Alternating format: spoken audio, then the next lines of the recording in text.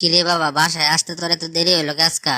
আসলে আম্মা অফিসে অনেক কাজ ছিল তো আজকে, তাই আসতে একটু দেরি হয়ে গেছে। তা তুমি কি খাওয়া দাওয়া করছো? হ, আমি খাইছি। তুই অনেক কষ্ট করে আসো, তাড়াতাড়ি করে ফ্রেশ হয়ে খাওয়া দাওয়া করে ল। আচ্ছা মা, তুমি কি ওষুধ ঠিক মতন খাইতেছো? আর তোমার শরীরের অবস্থা কি হন? হ, ওষুধ তো খাইতাছি, আর শরীরের অবস্থাটা একটু আগের থেকে ভালো হয়েছে। আচ্ছা আম্মা, তাহলে তুমি এখন ঘুমাও, কালকে আমার অফিস বন্ধ আছে তো তোমার আবার ডাক্তারের কাছে নিয়ে যাবো না।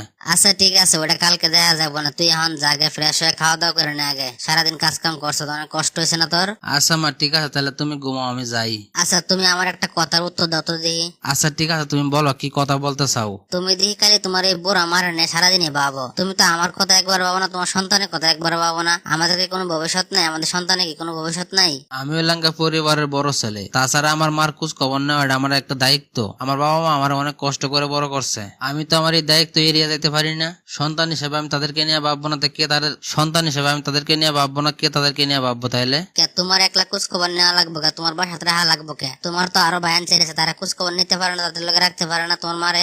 আমার আর অন্য বায়ানচারের বউরাও যদি তোমার লাগান এরকম করে বলে, তাহলে এই বয়সে আমার মা বাবা কোথায় যাইবো তুমি বলো তো দেখি। আমি এত কিছু জানি না। আমি আজকের পর থেকে তোমার মার কোনো সেবা যত্ন করতে পারবো না, দেখাশোনা করতে পারবো না। আর তোমারও দিব না তোমার মার পিছনে তো টাকা ভাঙতে, কয়দিন পরে পরে ডাক্তারের কাছে নিয়ে যেতে। তাইলে পরে তুমি আজকের পর থেকে একলাই থাইকো, আমি আমার মায়ের পায়ের নিচে ঘুমামো। তোমার লগে শোয়ার চাইতে আমার মায়ের পায়ের নিচে শুয়ে ঘুমাইলে আরো শান্তি পাবো বেশি। আমি আজকে বুঝতে পারলাম তুমি আমার একটু ভালোবাসো না। তোমার সাথে মনে হয় আমার আর সংসার করা সম্ভব হবে না। আচ্ছা ঠিক আছে, তুমি আমার একটা কথার উত্তর দাও তো দিলে। তুমি কি আমারে না তোমার বাপ মারে বেশি ভালোবাসো? এটার উত্তর আমি জানতে চাই।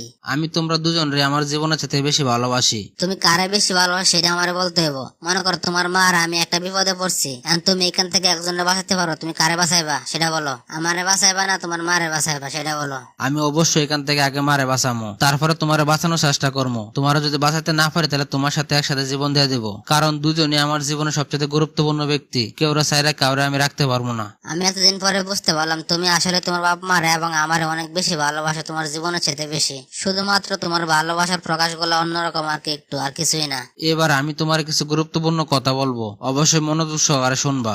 মনে করো তুমি আর আমি দুজনে মিললে অনেক পরিশ্রম করে সারা জীবন যত অর্থ সম্পদ দিয়ে সবকিছুতে আমার সন্তানদেরকে মানুষ করলাম। একটা সময় আমি দুনিয়াতে না থাকা অবস্থায় তখন তুমি বৃদ্ধ হয়ে যাইবা, তখন তোমার ছেলের বউ এর আয়সা যদি তোমার ছেলেদেরকে এসব কথা বলে, আর তোমার ছেলেরা যদি তাদের বউর কথা শুনে তোমার দেখাশোনা না করে, তখন তোমার যদি বৃদ্ধাশ্রমে রাইকে আসে, তখন তোমার কতটুকু কষ্ট লাগবে সেটা আমারে বলো। ওগো, আমার ভুল হয়ে গেছে, তুমি আমারে ক্ষমা করে দাও। আমিও যে একজন ছেলের মা, আমিও যে একদিন শাশুড়ি হমু, আমি যে একদিন বুড়া হমু, সেটা আমি ভুলে গেছিলাম। আমি তোমারে কথা দিতেছি, আজকের পর থেকে তোমার মারে আমি আমার নিজের মার থেকে বেশি ভালোবাসবো। আমি আমার শাশুড়ি মারে কোনো কষ্ট করতে দিব না, আর আমি আমার নিজ দায়িত্বে তাদের খোঁজ খবর রাখবো, দেখাশোনা করবো। যাক, আজকে তোমার কথাটা শুনে আমার মন